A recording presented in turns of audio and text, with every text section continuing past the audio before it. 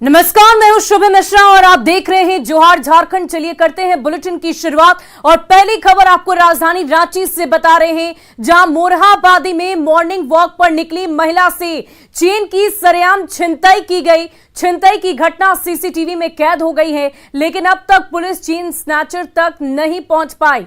रांची में एक साथ चेन स्नैचिंग की 2 घटना बरियातू और गोंदा थाना क्षेत्र में घटी है। गोंदा थाना क्षेत्र में जहां बाइक सवार अपराधियों ने घटना को अंजाम दिया, वहीं दूसरी वारदात में पैदल ही घूम रहे अपराधी ने घटना को अंजाम दिया है। आपको बता दें कि मोरहाबादी में मॉर्निंग वॉक के लिए पहुंचने वाले लोगों की सुरक्षा के लिए अतिरिक्त जवान रहते हैं। लालपुर और बरियातू थाने की पेट्रोलिंग गाड़ी के अलावा पीसीआर की भी पुलिस आसपास के इलाके में अलर्ट रहने का दावा करती है, लेकिन इसके बाद भी चेन छीनने की घटना और शोर मचाने के बाद भी किसी का नहीं पहुंचना पुलिस की चुस्ती के दावों पर सवाल उठा रहा है। ये तस्वीर आप देखिए किस प्रकार महिला से सरेआम चेन स्नैचिंग की गई। बरियातू और गोंदा इलाके में एक साथ चेन स्नैचिंग की घटना घटी है। इन तमाम दावे जो सरकार की तरफ से किए जाते हैं, पुलिस प्रशासन की तरफ से किए जाते हैं, इन तमाम दावों की पोल खोलती ये तस्वीर इस वक्त आपकी टीवी स्क्रीन पर है।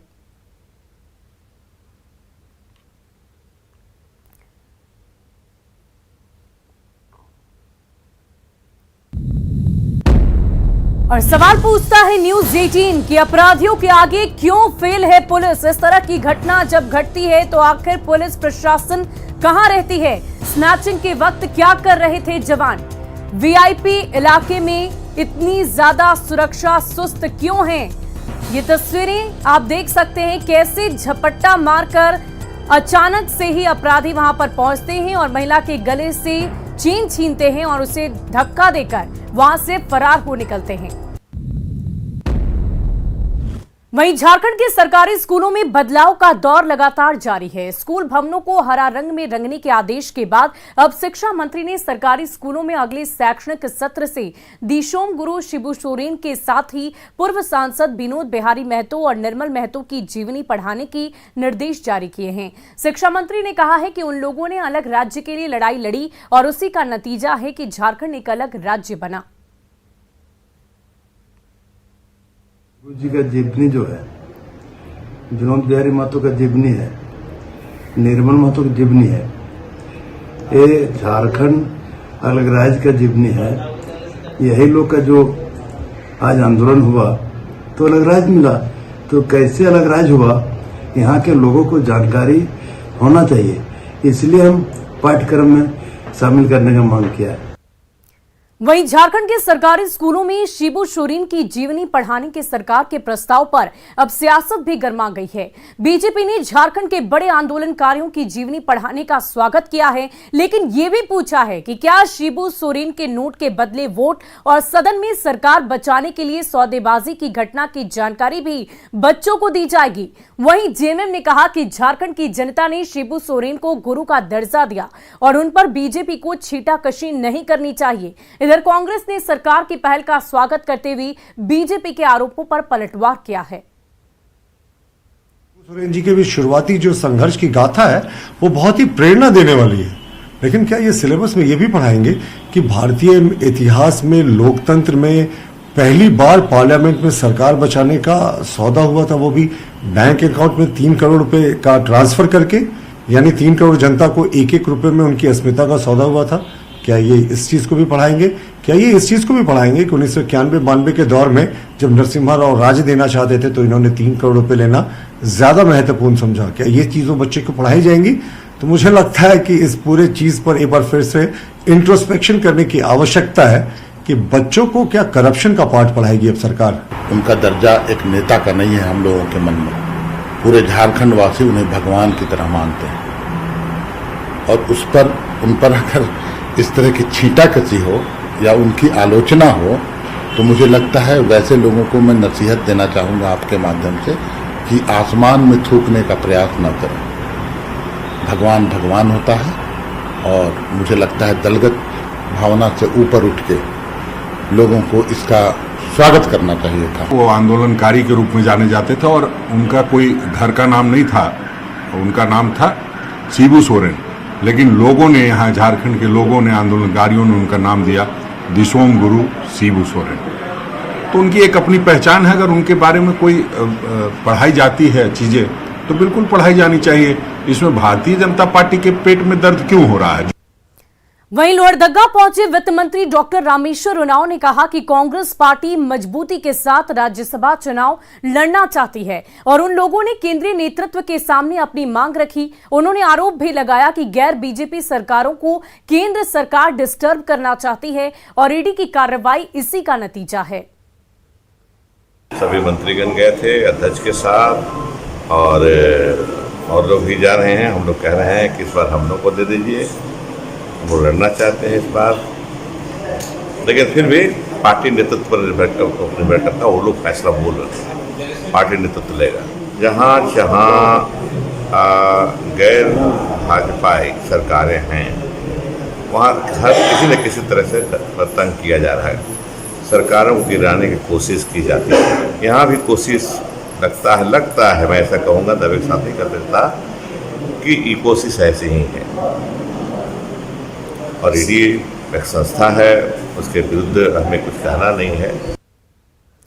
वहीं गिरिडीह में अवैध कोयला कारोबार पर सीसीएल की कार्रवाई लगातार जारी है। जिले के 16 नंबर काबरीबाद इलाके में सीसीएल की ओर से डोजरिंग अभियान चलाया गया। इस दौरान दर्जनों अवैध कोयला खंतों को ध्वस्त किया गया। वहीं विभाग की ओर से कोयला माफिया को कड़ी चेतावनी दी गई। आपको बता दें कि इन दिनों कोयले के अवैध कारोबार में बढ़ोतरी दर्ज की जा रही है। कोयले का डिमांड भी बढ़ गया है क्योंकि भारी मात्रा में ईंट भट्ठा में इसे खपाया जा रहा। इसके साथ ही अवैध खनतों से कोयले का खनन कर इससे गिरिडीह के कई इलाकों के साथ ही बिहार में भी तस्करी इसकी की जा रही है।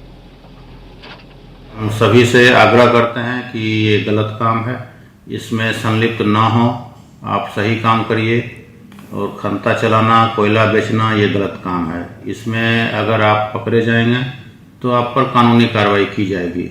पहले भी कई लोग जेल जा चुके हैं और आगे भी इस पर अब सख्त कार्रवाई होगा।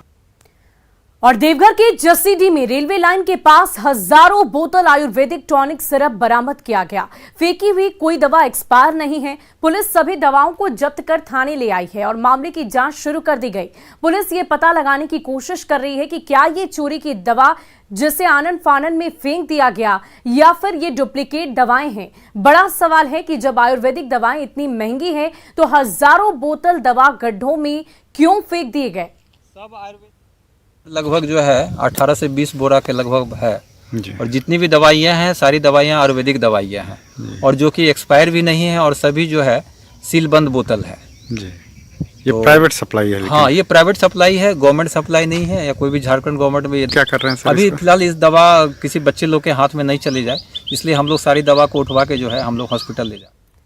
और चलिए बढ़ते हैं अगली खबर की ओर। गढ़वा के बाल गृह से फरार 3 लड़कियों को पकड़ लिया गया है। साथ ही उस युवक को भी गिरफ्तार कर लिया गया जिस पर नाबालिग लड़कियों को भगाने का आरोप है। थाना प्रभारी ने बताया कि सभी को बिहार के डेहरी स्टेशन से पकड़ा गया।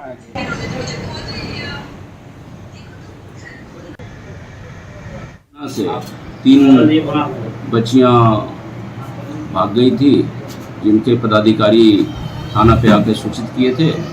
तत्पश्चात हम लोगों ने त्वरित कार्रवाई करते हुए तीनों बच्चियों को रेस्क्यू कर लिया है और अभी CWC के समक्ष प्रस्तुत कर रहा हूँ। सर कहाँ से इनकी बरामदगी हुई है? ये तीनों बच्चियां डेहरी रेलवे स्टेशन से बरामद हुई हैं।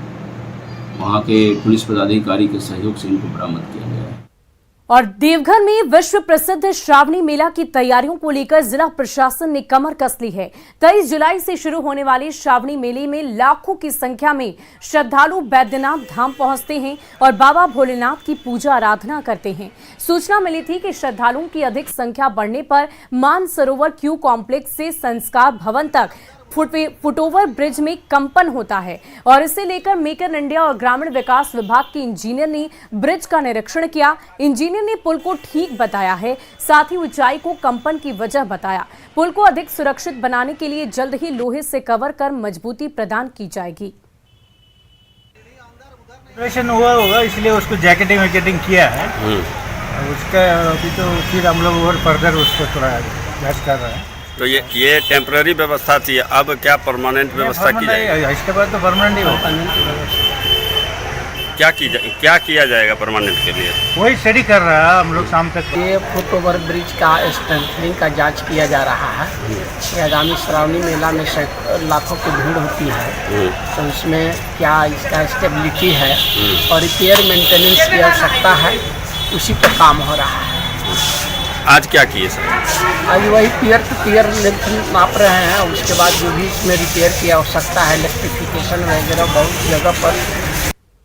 और सीएम हेमंत सोरेन ने निर्वाचन आयोग की ओर से जारी नोटिस का कल जवाब दे दिया था। इस जवाब के बाद निर्वाचन आयोग ने भी नया निर्देश जारी किया है। इसमें मुख्यमंत्री हेमंत सोरेन को खदान लीज मामले में सफाई पेश करने के व्यक्तिगत रूप से उपस्थित होने को कहा गया।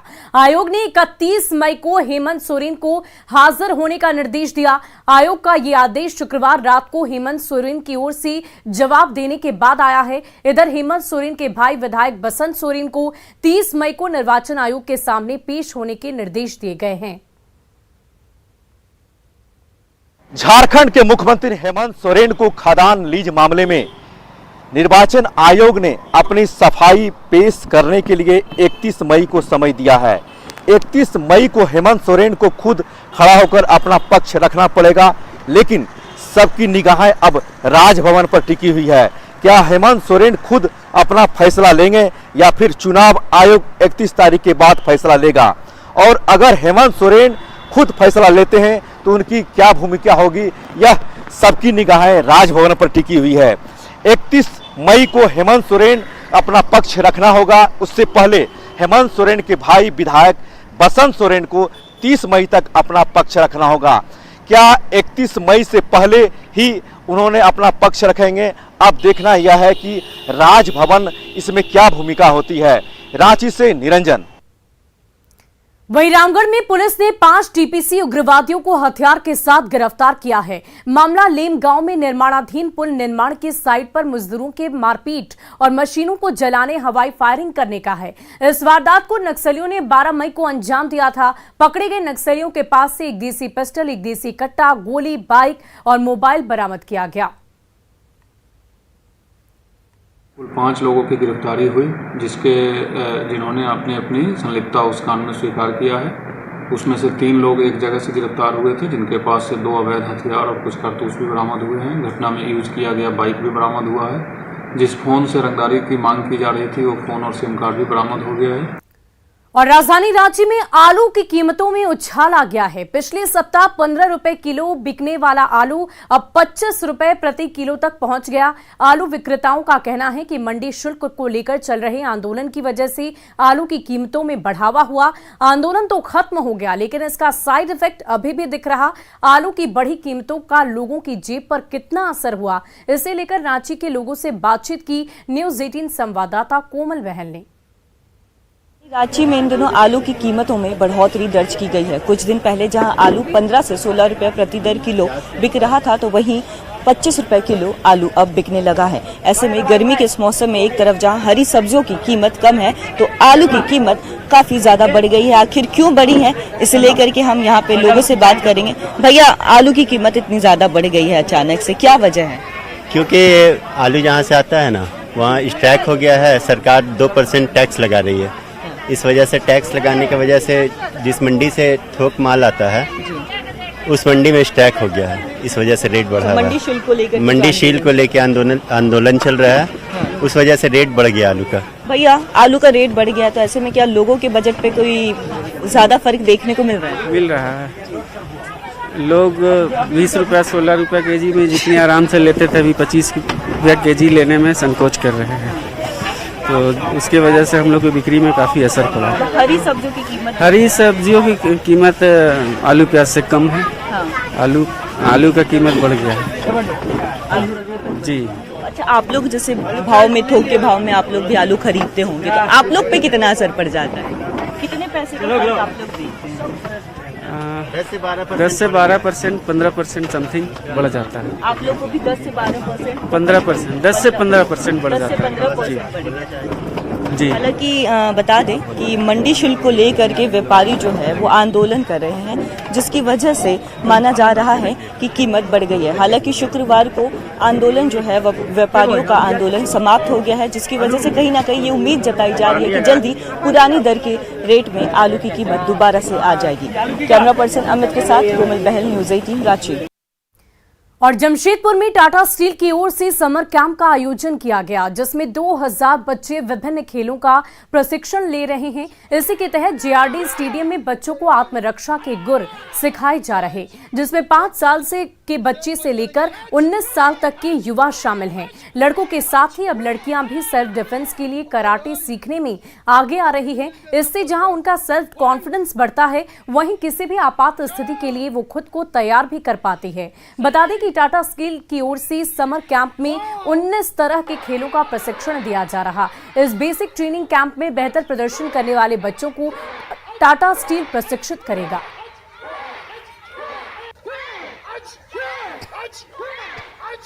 डिफेंस सीखते हैं और ये हम लड़की लोग के लिए बहुत ज़्यादा ही ज़रूरी है। सेल्फ डिफेंस आजकल का दिन में हम लोग के लिए, साथ साथ गांव की लड़की लोग के लिए भी बहुत ज़्यादा ज़रूरी है सेल्फ डिफेंस। कलर बेल्ट में सबसे सीनियर बेल्ट है ब्राउन बेल्ट। हम शानल नागेश्वर राव के पास ट्रेनिंग लेते हैं और जेआरडी ट्रेनिंग सेंटर में हम स्टूडेंट हैं और हम नेपाल, बांग्लादेश, पंजाब, दिल्ली ये सब जाके खेले।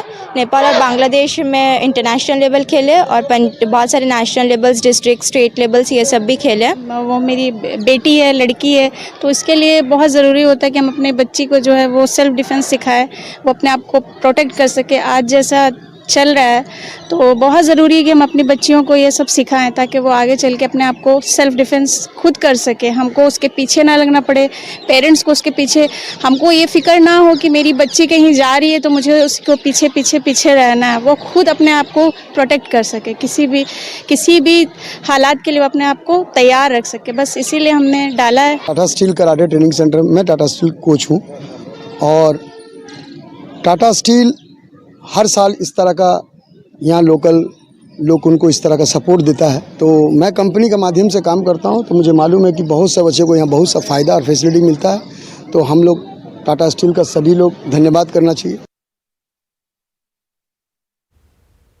और चाय लोगों की जिंदगी का एक बेहद ही महत्वपूर्ण हिस्सा है। आज दुनिया भर में अंतर्राष्ट्रीय चाय दिवस मनाया जा रहा। रांची के लोग भी चाय की चुस्की बड़े चाव से लेते हैं। चाय दुकानों पर सुबह से भी भीड़ जुटने लगती है। रांची के टी लवर्स से इस दिन को लेकर बातचीत की रांची संवाददाता कोमल बहल ने। क्या आपको पता है कि अंतर्राष्ट्रीय चाय दिवस भी मनाया जाता है? नहीं ना। खैर, आपके जैसे और मेरे जैसे कई ऐसे चाय प्रेमी होंगे जो चाय तो बड़ी चुस्की ले लेकर पीते हैं, लेकिन हमें ये नहीं पता था कि अंतर्राष्ट्रीय चाय दिवस भी मनाया जाता है। हालांकि इसकी शुरुआत जो है बहुत साल पहले नहीं हुई है, महज 3 साल पहले इसकी शुरुआत हुई है। 2020 से अंतर्राष्ट्रीय चाय दिवस की शुरुआत हुई है। ऐसे में इस वक्त हम मौजूद हैं लालपुर में और ये देख सकते हैं हमारे पीछे टी स्टॉल है। मेरे हाथ में भी कुल्हड़ की चाय और लोगों के हाथ में भी कुल्हड़ की चाय है। चाय प्रेमी यहाँ पे पहुंच चुके अपने दोस्तों के साथ चाय पीने के लिए। हम उनसे बात करते हैं। अंतर्राष्ट्रीय चाय दिवस है, ये पता था? नहीं पता था। अच्छा, तो शुरुआत कैसे होती है सुबह की? सुबह की टी चाय पी करके, मतलब bed tea, then morning tea. जी, हम लोग हर रोज आते हैं। सुबह की शुरुआत चाय के साथ होती है। मॉर्निंग की शुरुआत जो है चाय के साथ होती है। पसंद है चाय की शुरुआत ही, मॉर्निंग की शुरुआत ही चाय से होती है। कुछ लोग मतलब चाय माइंड फ्रेश होता है तभी कुछ काम होता है आगे का। मतलब चाय नहीं मिलेगा तब तक माइंड फ्रेश नहीं हो पाता है। और ये भी कहा जाता है कि अगर किसी से गिला शिकवा है तब भी उसे ये बोलते हैं कि चल यार आ, चाय पीते हैं, चाय पिलाते हैं और जितने भी शिकवे हैं वो दूर करते हैं। कैमरा पर्सन अमित के साथ कोमल बहल, न्यूज़ 18 रांची। और आइए अब देखते हैं झारखंड 2020। और फिलहाल के लिए इस बुलेटिन में इतना ही। आप बने रहे न्यूज़ 18 बिहार झारखंड के साथ।